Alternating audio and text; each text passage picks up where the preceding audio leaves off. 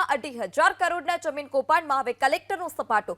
ડુમસના silent ઝોનના 150 property card જિલ્લા કલેક્ટરે કર્યા રદ। આગામી દિવસોમાં બીજા 200 કાર્ડ પણ રદ કરાશે। સુરત શહેરમાં જમીનને લઈ મોટા કૌભાંડો સામે આવ્યા। ઔદ્યોગિક નગરી સુરત શહેરમાં જમીન પચાવી પાડવાના અનેક કિસ્સાઓ સામે આવ્યા। સુરતમાં કરોડોની જમીનમાં બોગસ પ્રોપર્ટી કાર્ડ બનાવવાનું કૌભાંડ જિલ્લા પંચાયતના વર્ષ 2005ના બનાવટી એને રજૂ કરવામાં આવ્યા હતા। જિલ્લા કલેક્ટરે બોગસ એને ઓર્ડરને આધારે 327 બોગસ પ્રોપર્ટી કાર્ડ બન્યા તે રદ કર્યા। બોગસ એનેનો ઓર્ડર ક્યાંથી આવ્યો અને કોણે રજૂ કર્યો તે તપાસનો વિષય। સુરતમાં 2,500 કરોડના જમીન કૌભાંડમાં હવે કલેક્ટરનો સપાટો। ડુમસના સાયલેન્ટ ઝોનના 150 પ્રોપર્ટી કાર્ડ જિલ્લા કલેક્ટરે કર્યા રદ। આગામી દિવસોમાં બીજા 200 કાર્ડ પણ રદ કરાશે।